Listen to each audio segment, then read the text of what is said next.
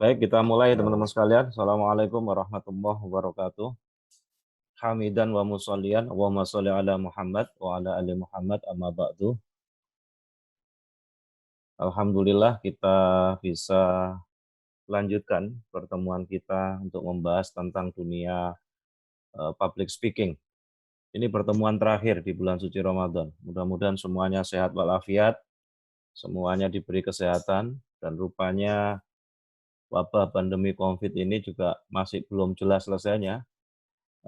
Di desa saya ini malah satu dusun di lockdown, RW juga di lockdown, bahkan tetangga satu RT ada yang kena COVID-19, bahkan ada yang sudah meninggal dunia. Ya, mudah-mudahan semuanya sehat semuanya.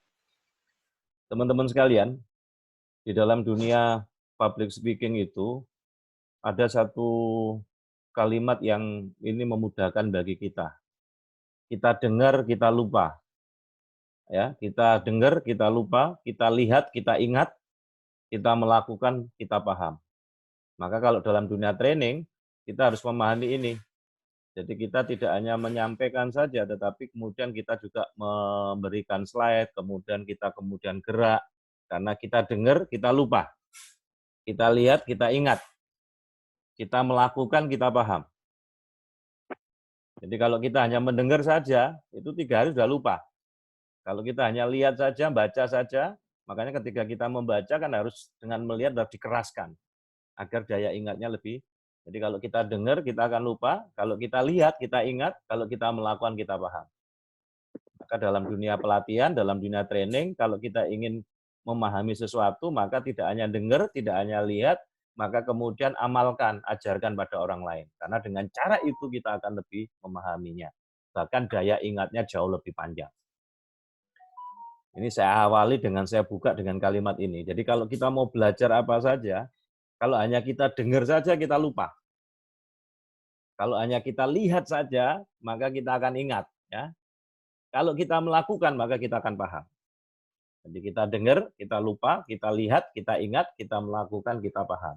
Maka kalau belajar sesuatu, maka tidak cukup dengan mendengar, tetapi kemudian kita melihat, kita kemudian praktekkan, kita ajarkan pada orang lain, itu akan menyebabkan kita akan paham. Daya ingat kita akan jauh lebih lama. Baik, teman-teman sekalian, kita akan mulai mastering public speaking ini.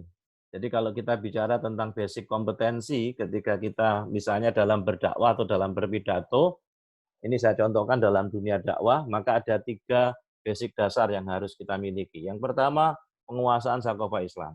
Yang kedua adalah memahami fakta, kemudian yang ketiga adalah effective communication. Jadi bagaimana kemampuan kita mengaitkan fakta dengan pemahaman Islam sehingga kemudian memberikan solusi.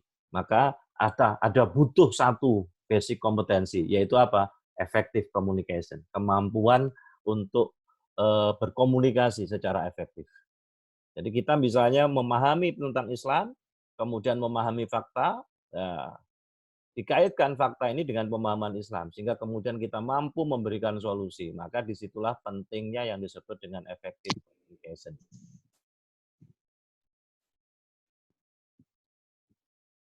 Nah, bagaimana kemudian kita bisa lakukan itu semua nanti? Jadi ada 3 basic dasar yang harus kita pahami. Pertama adalah memahami fakta, kemudian pemahaman fakta itu harus dikaitkan dengan pemahaman Islam karena kita akan memberikan solusi. Maka di situ butuh penghubung. Penghubungnya adalah effective communication tadi itu.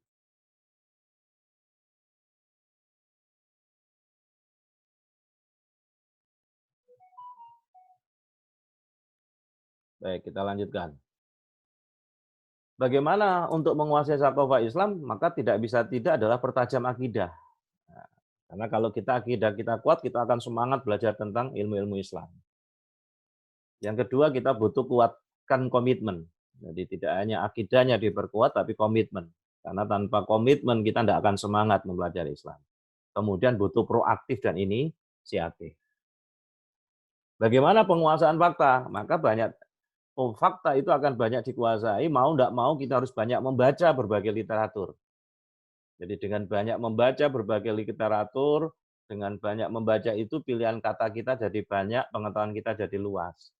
Maka modal untuk jadi public speaking juga banyak membaca. Karena penguasaan fakta tadi dengan banyak membaca, kemudian penguasaan Sakofa Islam tadi untuk memberikan solusi pada masyarakat, maka perlu dibutuhkan satu basic dasar yang kedua, ketiga, yaitu effective communication. Bagaimana agar kita memiliki kemampuan berkomunikasi secara efektif? Ya kita mempelajari ilmu komunikasi, kita mempelajari ilmu sosiologi, kita pelajari psikologi, atau kemudian cara yang paling gampang copy master. Jadi kita mengamati cara-cara para pakar berkomunikasi. Jadi kita bisa belajar memperhatikan bagaimana para pakar pidato, para pakar ahli di bidang apapun ketika dia berkomunikasi. Nah, kita mengikuti cara pakar tadi berkomunikasi.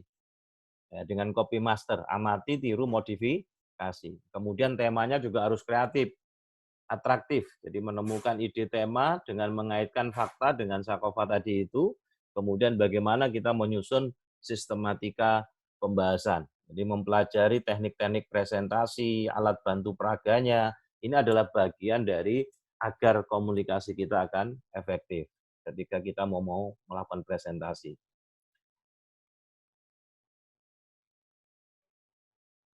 Apa yang dimaksud dengan communicating to effective influence itu adalah cara menyampaikan gagasan yang menghasilkan kesepakatan dan komitmen dengan dan dari orang lain. Maka ini perlu seni. Maka komunikasi itu perlu seni. Jadi bicara itu ada seninya tadi itu. Maka kalau kita ingin mempengaruhi masyarakat dengan pengaruh yang cukup baik, ada 3 dasar tadi itu. Satu, kita harus memahami fakta. Pemahaman fakta itu didapat dari apa? Data, statistik, banyak membaca.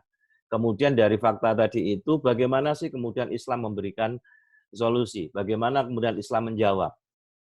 Maka kemampuan kita mengaitkan antara fakta dengan pemahaman Sakofa Islam tadi itu dibutuhkan yang disebut dengan effective communication tadi. Maka mempelajari tentang komunikasi secara efektif itu menjadi suatu hal yang penting karena kita ingin menyampaikan satu komunikasi, menyampaikan sebuah gagasan untuk mempengaruhi masyarakat untuk berubah menjadi jauh lebih baik. Ada beberapa tips communication yang harus kita perhatikan. Yang pertama adalah tentu bagaimana kita language kita, ya. Kemudian kemampuan listening skill, bagaimana cara kemudian kita mendengarkan tadi itu. Kemudian retorikanya. Kemarin saya sudah bahas tentang bagaimana membuka pidato, bagaimana kemudian memberi masalah, kemudian bagaimana memberi solusi, dan yang terakhir adalah bagaimana menutup pidato itu. Maka itu kita bicara tentang retorika. Bagaimana nonverbal communication, bahasa tubuh, ya, kemudian empati, bagaimana voice suara kita, gestur kita, kapan harus push, ya, kapan harus ditekan, kapan harus pull. Jadi kapan harus berbisik. Ini sesuatu yang sangat menunjang ketika kita melakukan komunikasi. Kemudian ada kemampuan yang disebut dengan listening skill. Konsentrasi dan dengarkan sampai selesai.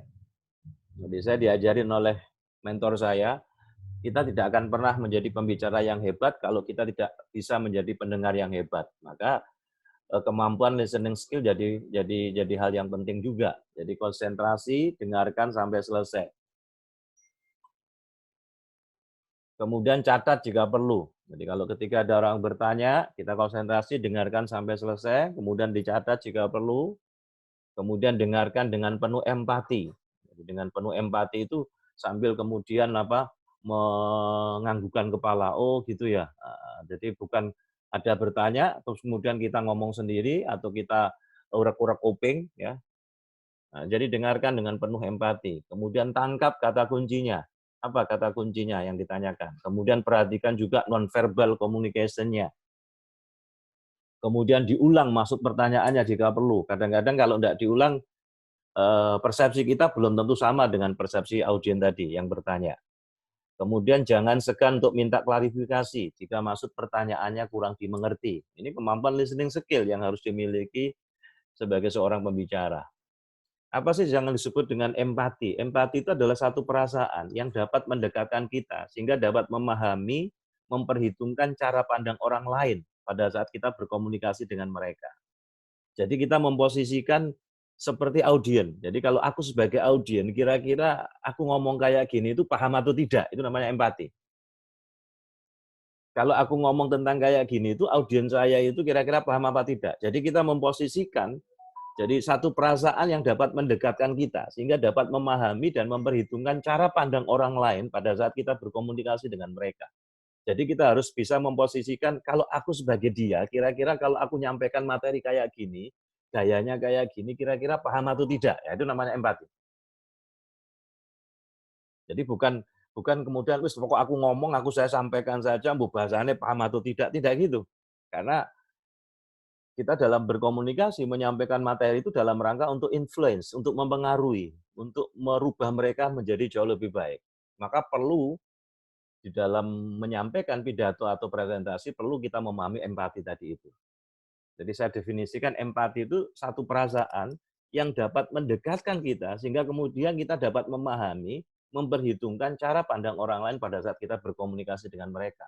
Maka kalau kita sebagai guru misalnya, kita harus bisa memposisikan, kalau saya ngajarnya kayak gini, materi yang saya sampaikan, bahasanya kayak gini, kira-kira kalau aku sebagai murid paham atau tidak. Nah, jadi kita memposisikan kita sebagai murid dulu ketika sebelum menyampaikan. Oh, nek bahasa kayak gini kedukuran nih, iki ketokane nggak paham muridku. Maka ini yang disebut dengan empati. Semakin baik kita memahami kerangka pemikiran orang lain, jadi dari mana datangnya, kemudian apa yang penting bagi mereka, itu akan semakin mudah bagi kita untuk berkomunikasi dengan mereka. Ini rahasianya di sini, rahasianya di empati ini. Jadi kalau kalau kalau tidak, maka kita kemudian kita tidak boleh kemudian ego kita, ya sudahlah pokoknya aku menyampaikan, orang paham atau tidak bukan urusanku, bukan itu. Karena kalau dalam dunia public speaking tadi itu saya buka di awal tadi, kita harus memahami audiens kita. Karena kalau kita mendengar kita lupa, ya, kalau kita lihat kita ingat, kalau kita melakukan kita paham. Maka di dalam proses public speaking harus ingat kalimat itu. Jadi tidak cukup kemudian kita melakukan pendekatan dengan auditori, tidak cukup kita melakukan pendekatan dengan visual, tetapi kita juga melakukan pendekatan dengan kinestetis, kemudian dengan gerak, agar kemudian paham. Karena untuk memahami sesuatu itu, saya sudah sampaikan di awal, tidak cukup kita hanya mendengar, tidak cukup kita hanya melihat, tetapi kita melakukan, terus ngajarkan pada orang lain. Karena dengan cara itu kita akan lebih paham. Nah, ini ada salah satu riset dalam ilmu komunikasi itu mengenai daya ingat manusia. Jadi, daya ingat manusia itu 10% dari apa yang dibaca, 20% dari apa yang didengar. Maka kalau kita membaca buku, kemudian melihat, kemudian sambil dikeraskan, itu daya ingatnya akan tambah. Dan 30% dari apa yang dilihat, daya ingat manusia itu. 50% dari apa yang dilihat dan didengarkan. Makanya kenapa kemudian ketika membaca itu kemudian dibaca, dikeraskan seperti kita nerangkan pada orang lain, itu menjadi daya ingatnya jauh lebih lama. 80% dari apa yang dikatakan. Makanya kalau kita bisa menerangkan lagi pada orang lain, jadi tidak hanya sekedar membaca, kemudian mendengar saja, melibatkan panca indera tadi itu, kemudian dikatakan untuk diajarkan pada orang lain, maka itu daya ingatnya jauh lebih lama. 80% dari apa yang dikatakan. Sedangkan 90% itu dari apa yang dikatakan dan dilakukan. Jadi kalau kita belajar sesuatu itu, sampai kemudian untuk diajarkan pada orang lain, kemudian kita mengajarkan pada orang lain dan dilakukan, maka itu daya ingatnya 90%. Dan itu tidak akan hilang. Maka saya akan menyimpulkan proses pembelajaran itu sebenarnya ada 5 dalam 1. Jadi yang pertama adalah memahami. Jadi kalau sudah memahami, mengerjakan. Kalau sudah memahami, mengerjakan, kemudian dilakukan berulang-ulang. Nah, kalau sudah lakukan berulang-ulang, akhirnya menjadi kebiasaan, membiasakan. Barulah kita akan menuai hasil. Belajar apapun, prosesnya 5 ini. Jadi belajar apapun, prosesnya 5 ini. Maka ketika kita menyampaikan presentasi, termasuk dalam proses pengajaran, kita harus memahami ini. Jadi bagaimana kemudian para pendengar kita atau murid-murid kita, mahasiswa kita itu dia bisa paham apa yang kita sampaikan, kemudian dia bisa mengerjakan, dan kalau perlu dia bisa mengulang-ulang melakukan. Nah, sesuatu yang diulang-ulang akhirnya akan jadi kebiasaan. Kalau sudah jadi kebiasaan baru akan menuai hasil. Jadi ilmu apapun. Makanya kemudian ada 3 tipe komunikasi. Ada 3 gaya komunikasi orang menyerap ilmu itu. Yang pertama adalah tipe visual. Nah, disebut dengan tipe visual, itu cirinya adalah kalau dia ngomong, kata-kata yang mewakili unsur melihat. Jadi orang-orang tipe visual itu lebih peduli pada apa yang mereka lihat. Maka kalau kita bertemu, menghadapi atau klien kita, orang-orang yang tipe visual, maka kita harus menggunakan pilihan kata dia.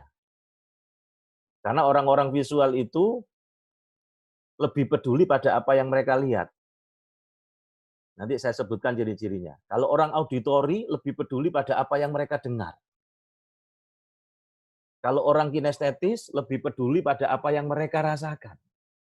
Maka nanti pendekatan kita ketika kita ngajar, ketika kita menyampaikan presentasi pun kita harus melakukan pendekatan 3 tipe ini. Karena audiens kita pasti ketiga-tiganya ini ada. Mari kita kenali orang-orang tipe visual. Tipe visual itu cenderung bernapas pendek-pendek lewat dada. Biasanya kalau berbicara agak cepat. Ya, cocok kayak ngelabrak uang. Jadi orang yang ngelabrak uang biasanya orang visual. Orang visual itu biasanya kalau terima telepon, ya kalau terima telepon, ya ya ya ya. Kalau kemudian di depannya ada meja, ada alat-alat tulis, dia itu coret-coret. Ya ya. Nah, setelah selesai lihat loh kok dia gambar apa. Itu orang visual. Jadi orang visual itu. Jadi cenderung bernapas pendek-pendek lewat dada, bicaranya cepat. Mereka suka menyela pembicaraan orang lain. Bergerak cepat, makan cepat, penuh energi, bicara dan nadanya tinggi. Itu orang-orang visual. Dan penampilannya biasanya rapi dan enak dipandang mata. Nah, jadi kalau kita masuk ke kantornya itu pernak-pernik, hiasan-hiasan dindingnya, penampilannya juga rapi dan enak dipandang mata. Itu berarti orang-orang visual. Dan orang-orang visual itu kalau ngomong, pilihan katanya berdasarkan unsur melihat. Tampaknya, kelihatannya, menurut pandangan saya. Jadi kata-kata yang mewakili unsur melihat. Maka orang-orang visual itu kalau ngambil keputusan, dia berdasarkan apa yang mereka lihat. Maka kalau kita berkomunikasi dengan tipe visual, maka kita harus memvisualisasikan keadaan. Kita harus buat mereka melihat apa yang Anda katakan. Jadi kata-kata kita adalah kata-kata yang mewakili unsur melihat. Dan mereka orang visual kalau ngambil keputusan berdasarkan data, gambar, dan statistik. Nah, jadi kalau kita sudah mengenali tipenya, kita bisa melakukan pendekatan komunikasinya. Nah, itu ciri-ciri orang-orang tipe visual. Kita ngomong 5 menit aja, 10 menit saja dengan orang-orang visual, nanti kita bisa ketahuan. Kita bisa mengetahui. Nah, saya akan ajarkan tes pennya. Nah, biasanya pilihan katanya adalah mewakili unsur melihat tadi. Menurut pandangan saya, tampaknya, kelihatannya, indahnya. Jadi kata-kata yang itu ada kaitannya dengan unsur melihat. Maka kalau kita mendapati orang-orang tipe visual, maka kalau kita menyampaikannya berarti berkomunikasi dengan tipe visual harus memvisualisasi keadaan buat mereka melihat apa yang Anda katakan. Dan kalau dia ngambil keputusan itu berdasarkan data, gambar, dan statistik. Ini pilihan kata orang-orang visual. Melihat, memperhatikan, menonton, menunjukkan, memandang, membayangkan, mewarnai, memvisualisasi, menurut sudut pandang. Jadi dari omongan tadi kita ketahuan, dari omongan 5-10 menit nanti kita akan bisa mengetahui lawan bicara kita ini orang visual atau tidak. Lihatlah dari sudut pandang saya. Nah, ada kata kunci di mana? Sudut pandang. Ide Anda kabur. Nah, kabur itu kan unsur melihat. Bisa Anda bayangkan, bayangkan. Nah, itu unsur melihat visual. Izinkan saya akan tunjukkan pada Anda. Kata apa itu yang menunjukkan visual? Tunjukkan. Perhatikan benar-benar, maka Anda akan paham. Perhatikan benar-benar. perhatikan. Nah, itu menunjukkan kata yang ada unsur melihat, maka itu visual. Nah, kalau auditori itu cirinya cenderung bernafas lewat diafragma. Dan biasanya kalau ngomong nggak cepat, ya lebih suka mendengarkan daripada berbicara. Ketika berbicara, dia menggunakan variasi suara, jadi nadanya bisa naik turun. Jadi kayak orang baca puisi. Dan biasanya kalau ngomong, ya apa, gimana, gimana? Nah, sambil mendekatkan telinganya itu, apa, nah, gitu. Tapi bukan berarti bolot tuh dia, enggak. Berkomunikasi dengan tipe auditori, Anda harus berbicara pelan, teratur, ubah-ubah warna suara Anda. Kemudian jelaskan situasinya dengan detail, picu diskusi lebih lanjut dengan pertanyaan. Jadi orang auditori gitu. Cara berkomunikasi dengan orang auditori itu. Jadi bicaranya pelan, teratur, kemudian ubah-ubah warna suara Anda, kemudian jelaskan situasinya dengan detail, dan picu diskusi. Karena dia cara menyerapnya dengan berdiskusi, dengan bercerita, ya, dengan pertanyaan. Ciri-ciri orang auditori adalah pilihan katanya adalah mengandung kata-kata yang ada kaitannya dengan mendengar. Ya, yang ada kaitannya dengan mendengar. Dengar, mendengarkan, mengatakan, kegaduan, bunyi, bicara, kesunyian, nada, ritme. Kalau kita perhatikan ini kan kata-kata yang ada kaitannya dengan mendengar.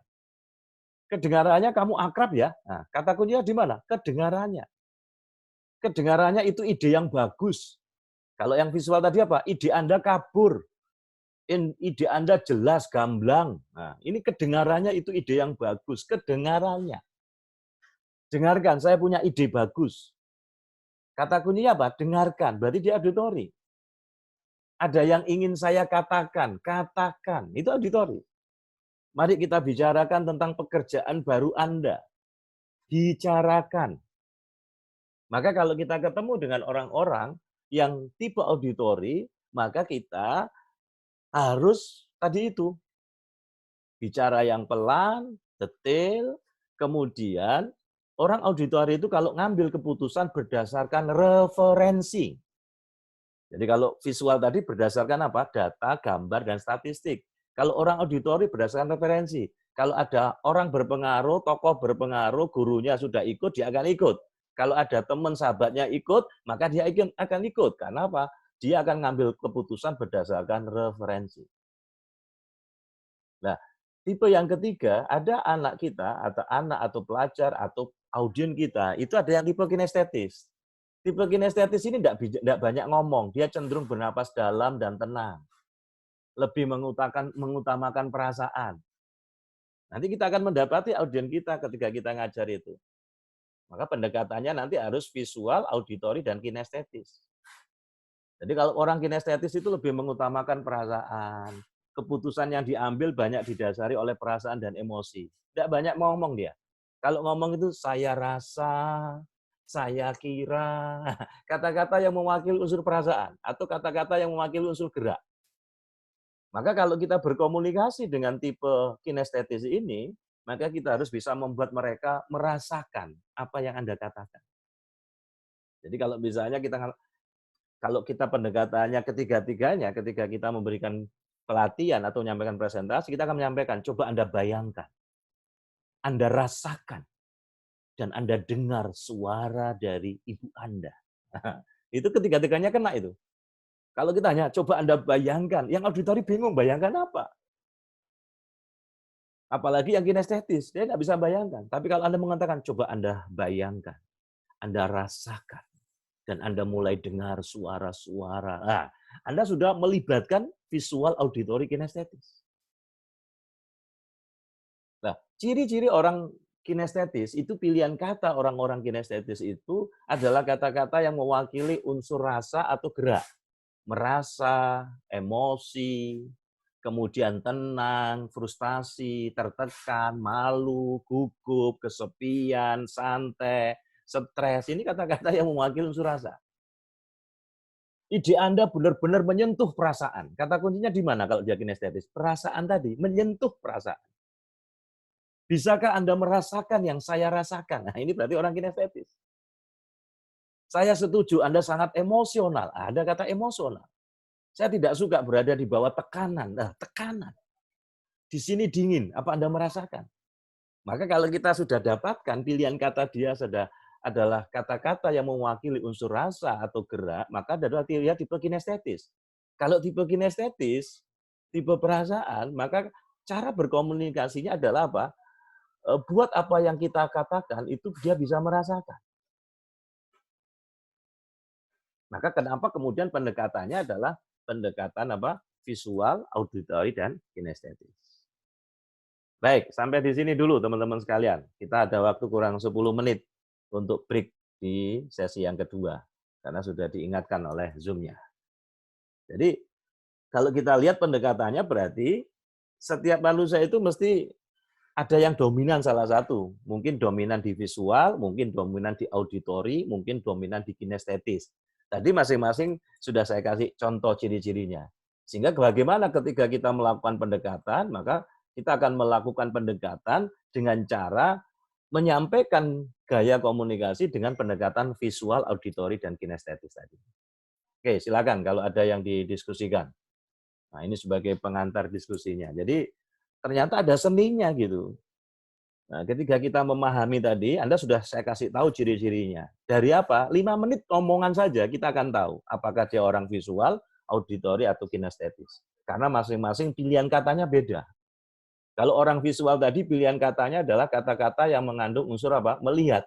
Tampaknya, kelihatannya, menurut pandangan saya, pemandangannya, keindahan. Itu kata-kata yang mewakili unsur melihat. Tapi kalau orang auditori, saya dengar, kedengarannya, gaduh, suaranya, bunyinya. Tapi kalau orang kinestetis, tipe perasaan dan gerak, itu kata-katanya gerak, lari, saya rasa, menurut perasaan saya tertekan, aduh dingin sekali. Nah, itu akan muncul ketika dia bicara. Maka ketika kita sudah bisa mengenali gaya komunikasinya, maka ketika kita menyampaikan komunikasi dengan mereka, kalau itu dalam bentuk banyak orang, maka kita bisa melakukan pendekatan tadi, ketiga-tiganya tadi, visual, auditori, kinestetis. Sehingga kemudian dengan visual ada slide-nya, kemudian ada papan tulis, kemudian dengan auditori kita bikin nadanya naik turun, kemudian kita juga bisa kinestetis tadi itu dengan bergerak, kemudian mengajak dia berdiskusi yang auditori dan seterusnya. Maka dengan semacam itu, maka itu akan membantu klien kita atau audien kita untuk memahami.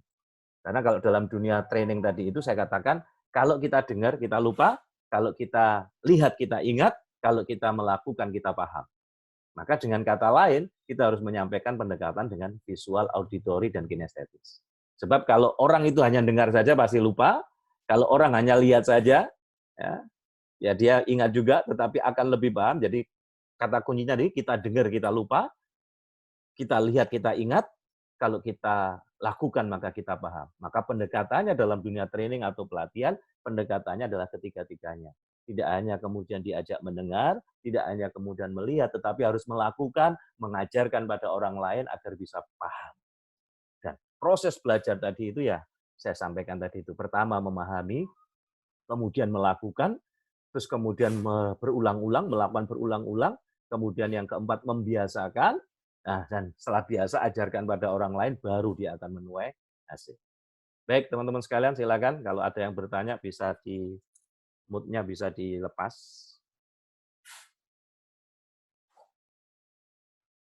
Silakan, kita masih ada waktu 6 menit di sesi yang pertama. Tadi saya menyampaikan ada tiga orang menyerap informasi dan komunikasi itu.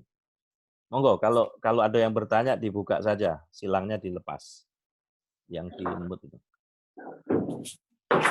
Silakan kalau ada yang ditanyakan. Monggo, waktunya tinggal 6 menit. Kita di sesi yang pertama, nanti sesi yang kedua kita akan lanjutkan tanya jawabnya lagi. Silakan teman-teman sekalian. Ya. Silakan. Ya. Siapa yang bertanya? Monggo. Ana Bintang dari Jember, Sat. Ya. Kalau introvert itu tipe apa biasanya, Sat? Orang-orang introvert, Sat. Orang-orang introvert itu biasanya tipe-tipe seperti apa, Sat? Agar kita bisa ngajak ngomong mereka, Sat. Kalau introvert biasanya lebih banyak pada kinestetik. Dia lebih suka diam. Makanya pendekatannya adalah kita harus bisa merasakan tadi. Jadi menyampaikan sesuatu yang apa yang dia bisa rasakan. Jadi pendekatannya adalah dengan gerak, karena dia tipe perasaan. Dia enggak banyak ngomong introvert itu. Nah, Anda bisa cek aja nanti, ketika nanti ngomong berapa 5 menit, 10 menit, nanti akan kelihatan itu, pilihan katanya ada di mana. Kalau dia, saya rasa, saya kira, gitu kan. Atau kata-kata, karena orang-orang kinestetik itu biasanya enggak banyak ngomong tapi banyak gerak. Copet, enggak guyon aja. Enggak banyak ngomong tapi banyak gerak. Benar. Jadi kinestetis itu memang enggak kalau Anda masuk ke rumahnya, ke kos-kosannya, itu dia enggak memperhatikan pernak-pernik, wis pokoknya dia bisa tidur, bisa nyantai gitu aja. Tapi beda kalau Anda masuk di orang-orang yang tipe visual, itu masuk rumahnya atau kantornya itu rame, rapi gitu, ada pernak-pernik ditata, ada kemudian piagam-piagam itu dikasih pigora, ada juara makan kerupuk se-Jawa Timur itu dipasang juga gitu kan misalnya.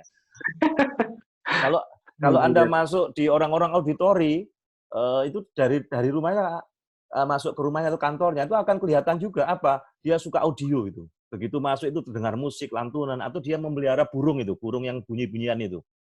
Nah, itu nampak nanti dari situ.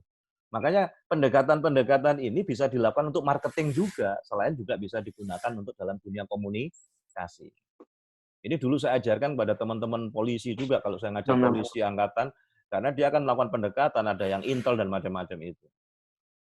Nah, ini beberapa gaya komunikasi. Lah, ketika kita memahami klien kita, termasuk ketika kita memahami siswa kita, rata-rata siswa kita ini kan tidak hanya visual semua. Ada yang auditori, ada yang kinestetis. Maka pendekatannya harus ketiga-tiganya ini. Maka tadi kan saya simpulkan di awal dengan kalimat, kita dengar, kita lupa, kita lihat, kita ingat, kita lakukan, kita paham. Maka pendekatannya itu di dalam menyampaikan komunikasi di dalam proses pengajaran itu. Ya, kira-kira itu. Bapak, Mas dari Jember ya? Iya, Bintang Jember. Dari Jember, dari Bandung, jauh-jauh juga ini, Mas Fuad ini dari Bandung. Ya, silakan. Ada lagi. Masih ada waktu 3 menit. Ustaz.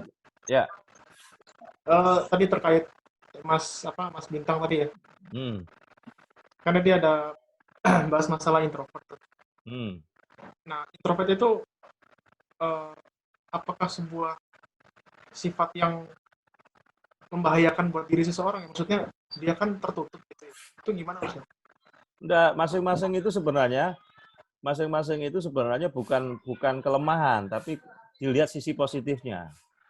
Nah, nanti lebih silakan baca tentang buku Personality Plus. Nah, di buku Personality Plus itu ada tesnya, silakan. Di situ nanti dijelaskan, misalnya ketika kita itu melankolis, kemudian flegmatis, itu bisa dibaca, ada 4 itu, dan perpaduan. Terus bagaimana kemudian dia menghadapinya. Nah, di situ dia jadikan solusi. Tapi itu sekali lagi itu pendekatan.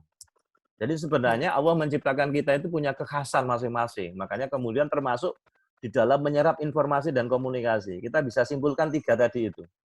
Ada orang mudah paham dengan melihat, ya kan? Ada orang mudah paham dengan mendengarkan.